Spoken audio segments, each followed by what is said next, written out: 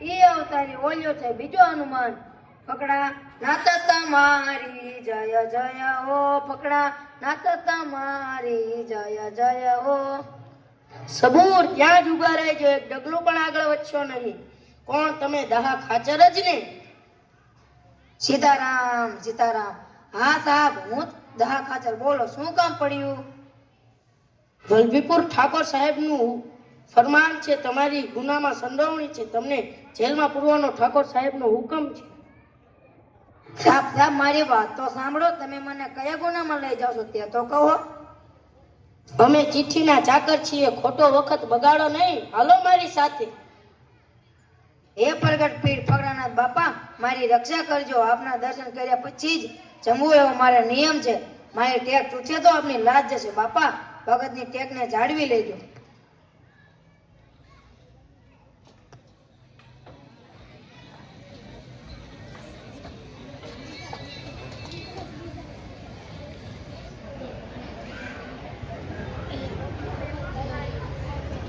હરિઓમ હરિઓમ હરિઓમ. એ ભગત, એ ભગત, અહીંયા આવો જોઈ. સીતારામ બાપુ, બોલો શું આજ્ઞા છે? ભગત, થોડા દિવસથી પહેલા નસીદપુર વાળા દા ભગત દેખાણા નથી. શું કાંઈ સાંજા માંદા થયા છે? પરગામ ગયા હશે. 2-4 દિવસથી જગ્યામાં આવ્યા નથી. બાપુ, દાહ ખાચર ને તો વલભીપુરની જેલમાં પૂર્યા છે. તેમની માથે કોઈ ખોટું આળ નાખી અને જેલમાં રાખ્યા છે. પણ બાપુ, ભગત તો ભગત છે. જેલમાં જેલર તેમને જમવા માટે રોજ થાળી લઈ જાય છે, પણ તમારા દર્શન કર્યા સિવાય જમવું નહીં એવો ભગતે નિયમ લીધો છે. તેથી આજે 4 દિવસના નકોડા ઉપવાસ થયા છે, પણ દાહ ખાચરે અન્નનો એક પણ દાણો મોઢામાં મૂક્યો નથી. આવા કઠણ કાળમાં શારદા નિયમ પાળે છે. અરે ભગત, ભીડ તો ભગતને જ હોય છે.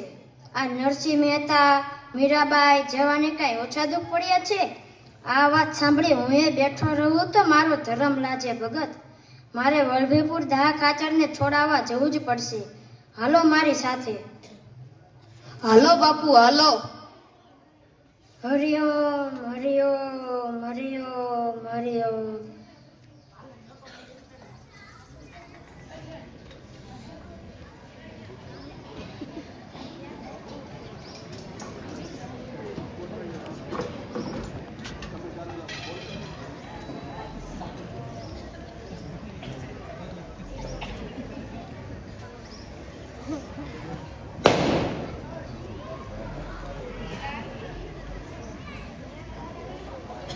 બોલો મહારાજ, શું પધાર્યા છો?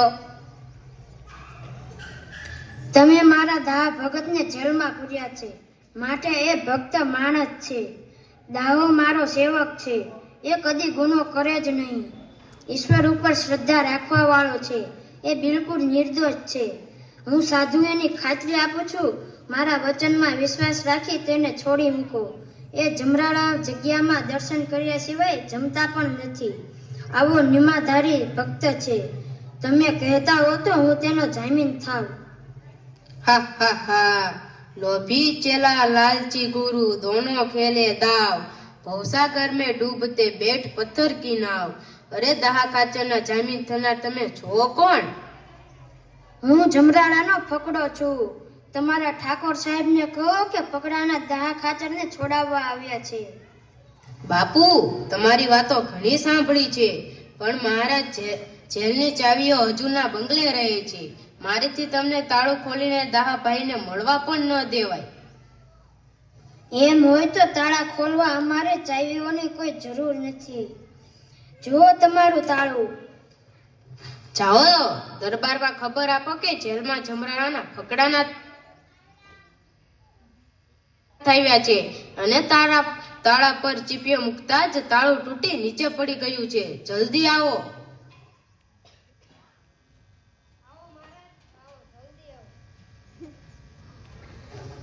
અરે આને કોઈ ચમત્કાર ન સમજો.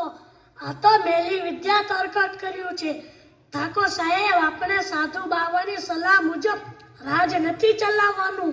કાયદાનું કડક પાલન કરાવી વસ્તીને રાજી રાખવાની છે. અને રાજનો વહીવટ ચલાવવાનો છે. આવા તો અનેક બાવા સાધુ હાલી નીકળ્યા છે. જુઓ મહારાજ, દહાબાઈને છોડવાના નથી. અમારે તમારી સિફારત મુજબ રાજ્યનો વહીવટ ચલાવવાનો નથી. આવા તાળા તોડવાના ચમત્કારે દહાબાઈ ન છૂટે. અને જો દહાબાઈને છોડાવવા હોય તો એક શેર તેલ તથા પાછે સિંદૂર કાળવીને પીવું પડે. આ શક્તિ જો તમારામાં હોય તો આગળની વાત કરો, નહીતર આપ આવ્યા છો તેમ પાછા ચાલ્યા જાઓ. દીવાન, રહેવા દો. તમે સતના પારખા કરો છો. તેલ અને સિંદૂર પી જાવ તો દહાભાઈને છોડશો ને? તો મંગાવો તેલ ને સિંદૂર.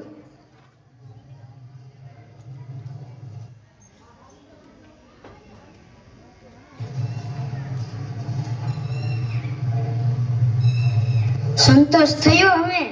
હવે તમારી શરત મુજબ દાહ ખાચરને છોડી મૂકો. અમારે સાથે સાથે જ અહીંથી જવું છે. હા હા હા હા હા હા. અરે અરે, આટલી બધી ઉતાવળ શું છે? બાપુ, અમારી બીજી શરત હજુ બાકી છે. આ જે તેલ અને સિંદૂર પીધેલું છે તેને અલગ અલગ બહાર કાઢી આપો તો તમે સાચા. પછી દાહ ખાચરને ખુશીથી સાથે લેતા જાઓ. વિનાશ કાળે વિપરીત બુદ્ધિ. બોલ દીવાન, પહેલા તેલ કાઢો કે સિંદૂર? પહેલા સિંદૂર કાઢો બાપુ. હા હા હા.